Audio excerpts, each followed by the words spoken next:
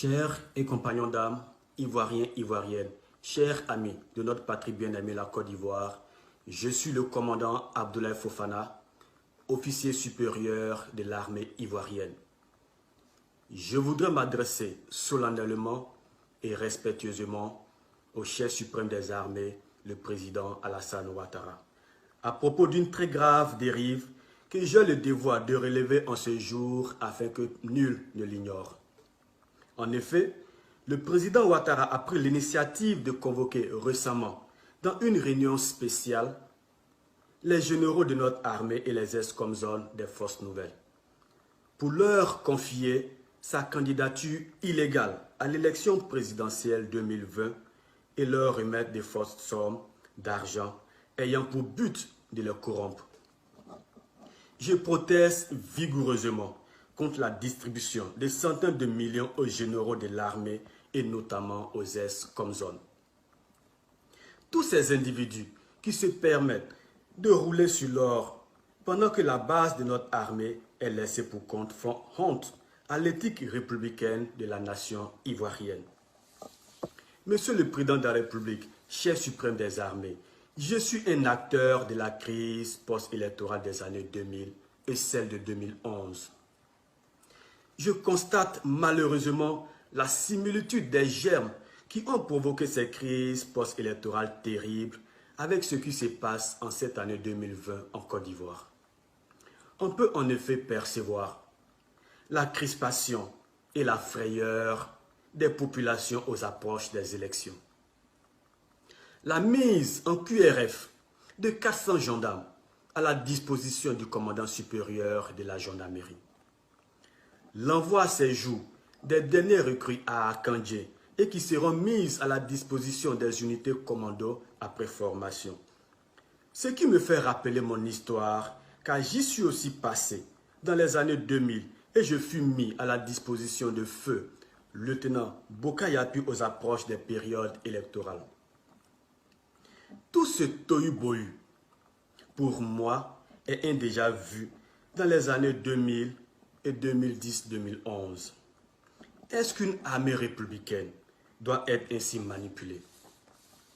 L'armée doit être au service de la nation et non au service d'un individu déterminé à violer la Constitution pour être candidat à un troisième mandat, alors que selon l'article 55 de notre Constitution, nul n'a droit à plus de 2 mandats à la tête de l'État. En donnant 100 millions et 50 millions aux généraux et aux officiers supérieurs, vous intronisez la corruption dans l'armée. Monsieur le Président, et vous divisez l'armée entre les privilégiés et la majorité des laissés pour compte. Que vont donc faire les soldats qui n'ont rien reçu? Que vont donc faire les soldats à qui vous avez promis une villa à chacun depuis plusieurs années et qui n'ont toujours pas reçu le toit promis?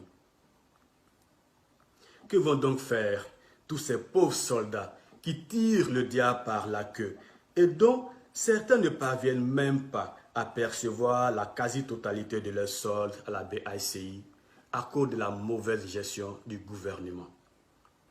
Savez-vous, Monsieur le Président, que les soldats dans nos casernes peinent à percevoir la ration normale? Savez-vous, Monsieur le Président, chef suprême des armées, que les commissariats de police ne perçoivent que 10 litres de gasoil pour la patrouille de 24 heures? Monsieur le Président, chef suprême des armées, que feront les familles des soldats disparus à Kafolo avec les 1 million que vous leur avez remis? Monsieur le Président, je me demande, est-ce que les opposants peuvent aussi convoquer les militaires pour leur parler de leur carrière politique, puisque vous vous êtes permis de mêler les militaires de la République à la défense de vos intérêts politiques personnels? Si chaque opposant appelle son groupe de militaires pour leur demander de soutenir sa candidature, n'est-ce pas la chienlit totale que vous auriez ainsi provoquée dans notre pays? Lorsque vous étiez opposant, avez-vous une seule fois accepté que les chefs d'État au pouvoir utilisent l'armée pour vous empêcher d'être candidat? N'avez-vous pas soutenu notre rébellion dans ce pays parce qu'on vous avait exclu du jeu politique à travers la Constitution de 2000? Monsieur le Président, vous avez oublié ce que nous avons souffert pour vous, ce que nous avons souffert pour vous dans ce pays? Monsieur le Président, chef suprême des armées, comment voulez-vous que les soldats vous respectent quand vous plongez dans la corruption des généraux et de certains ex-comzones? Comment voulez-vous que cette armée vous respecte quand vous entretenez gracieusement des miliciens arrogants alors que l'armée républicaine est dans la galère et peut se faire tuer bêtement comme nos frères ont été sacrifiés en juin dernier à Kafolo? Monsieur le Président, vous êtes complètement sorti de votre mission républicaine. Monsieur le Président, vous avez trahi l'armée ivoirienne. Monsieur le Président, vous avez trahi la nation ivoirienne. Nous n'avons plus confiance en vous. Vos intérêts ne sont pas ceux de notre pays. Voilà pourquoi, moi, commandant Abdoulaye Fofana, je demande à tous les membres des forces de défense et de sécurité de Côte d'Ivoire de refuser de brutaliser, de mater et de tirer sur la population civile à votre demande, qui sont nos parents.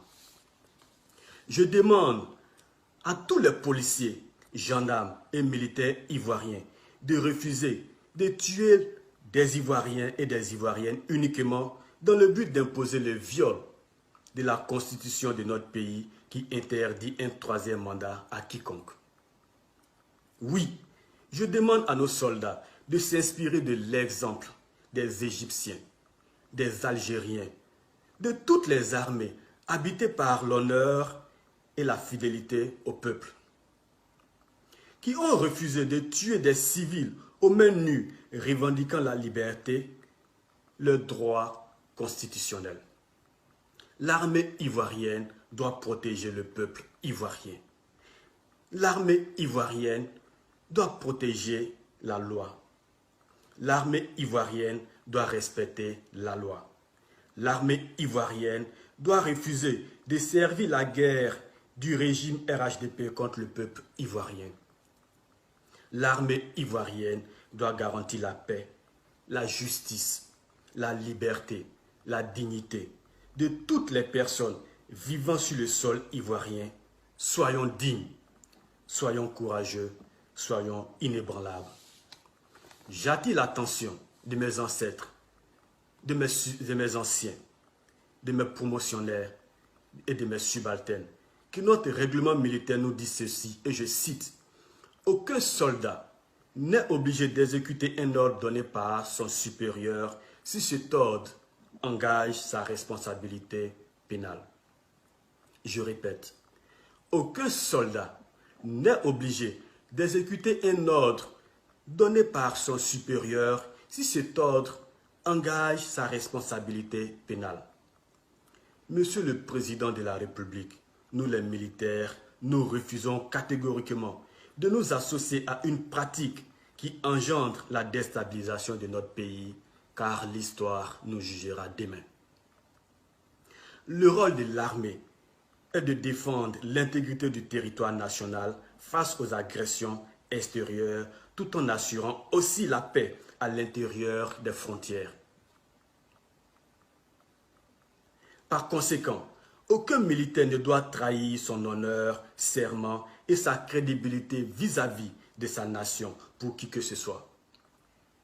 Car son objectif premier est de servir et protéger son peuple sans distinction de race, région, origine, ethnie et religion. Monsieur le Président de la République, chef suprême des armées, nul ne doit entreprendre une action qui ne répond pas aux intérêts du pays. Le bien-être de notre nation passe avant tout.